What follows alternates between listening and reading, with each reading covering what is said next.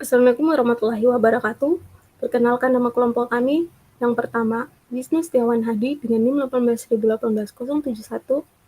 Anggota kedua, Karenina Wulandari dengan NIM 1818076. Dan saya sendiri Nurmiati dengan NIM 1818079. Dan anggota terakhir adalah Nyakra Sanim dengan NIM 18097.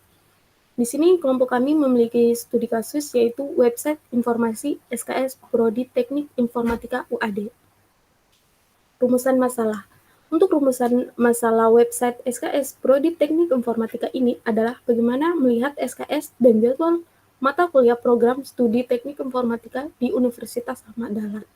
Dan untuk tujuannya adalah untuk mengetahui bagaimana perancangan SKS dan jadwal mata kuliah semester selanjutnya program studi Teknik Informatika di Universitas Ahmad Dahlan. Pada studi kasus kami terdapat dua tabel, yaitu tabel SKS dan tabel mata kuliah, di mana tabel SKS dengan tabel mata kuliah itu one to many, di mana SKS bisa di banyak matkul serta one to many itu ditandai dengan yang tabel one primary key-nya. Akan ada di tabel yang money tetapi bukan sebagai primary key, melainkan sebagai foreign key.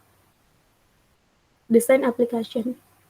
Terdapat dua aktor yakni user dan admin, di mana aktor admin akan melakukan CRUD SKS dan CRUD mata kuliah, di mana sebelum melakukan kegiatan itu, admin terlebih dahulu melakukan login.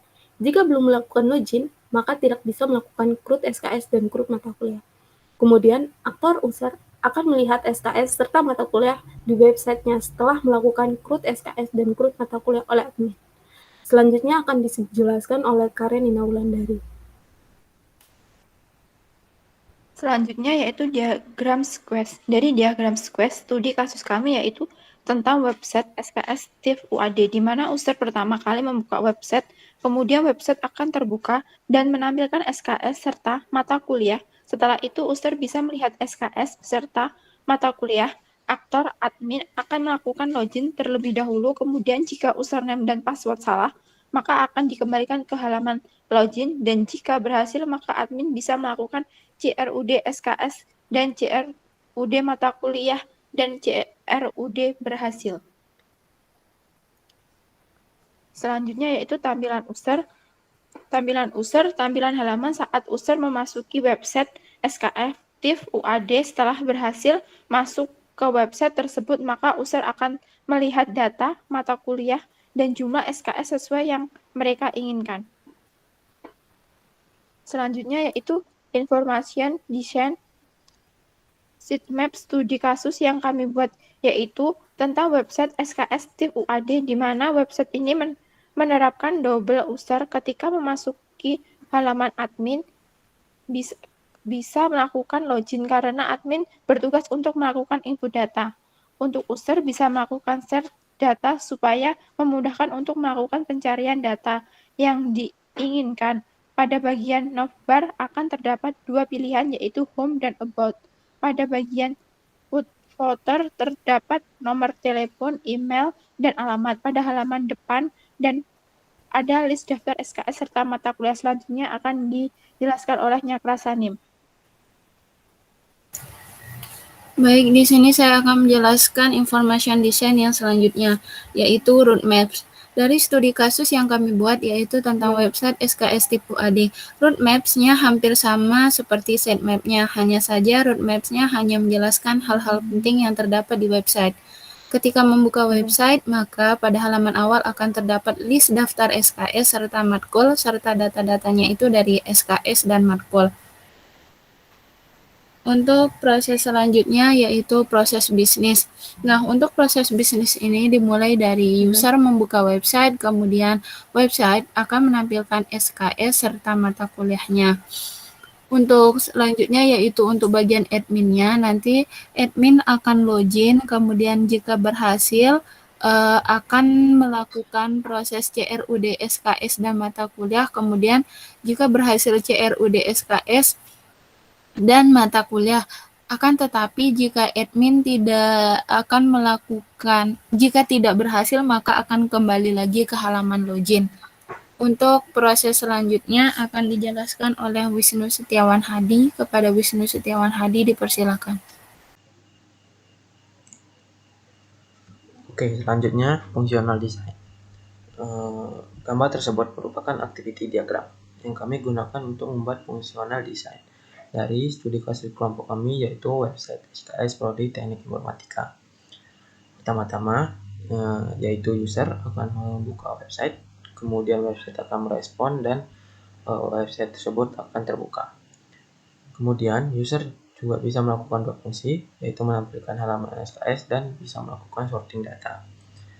Jika user ingin melakukan sorting data, maka user bisa klik atau sebuah link atau sebuah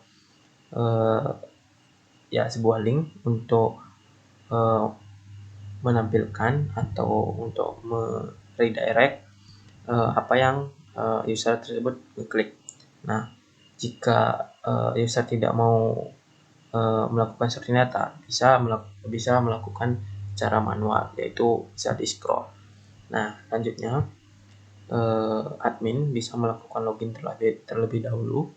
Kemudian admin akan memasukkan username dan password. Kemudian sistem akan melakukan validasi. Jika tidak sesuai, maka akan dikembalikan ke halaman memasukkan username dan password tadi. Nah, jika username dan password sesuai, maka admin akan diarahkan ke bagian dashboard dan admin bisa melakukan COD. Selanjutnya, proses bisnis. Pertama, user akan membuka website. Kemudian, website akan merespon dan terbuka halaman home. Di halaman home itu akan menampilkan SKS serta mata kuliah. Kemudian, setelah itu, admin akan melakukan login dan memasukkan password dan username. Setelah itu, akan dilakukan pengecekan. Jika berhasil, maka akan ke bagian dashboard dan admin bisa melakukan COD. Nah, jika tidak berhasil, maka akan dikembalikan ke halaman login. Selanjutnya, flowchart.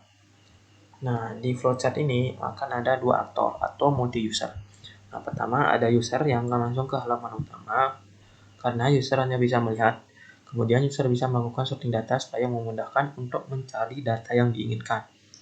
Nah, jika tidak, maka user bisa melakukan cari data manual atau bisa melakukan scroll sampai data yang diinginkan ketemu. Nah, kita akan ke admin.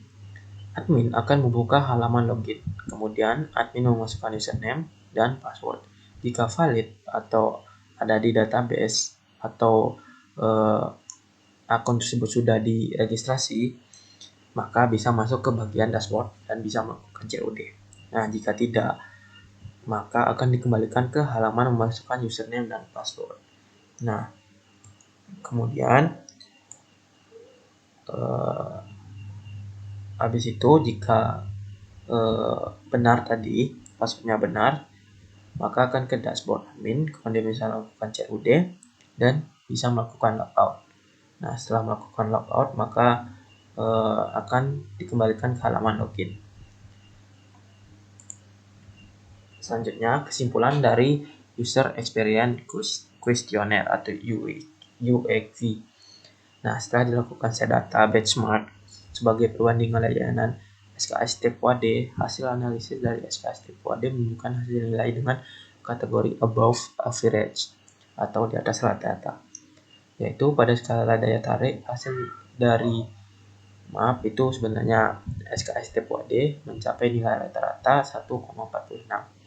Pada skala kejelasan hasil dari SKS Typo AD mencapai nilai rata-rata 1,64. Pada skala efisiensi, hasil dari SKS Typo AD mencapai nilai rata-rata 1,58.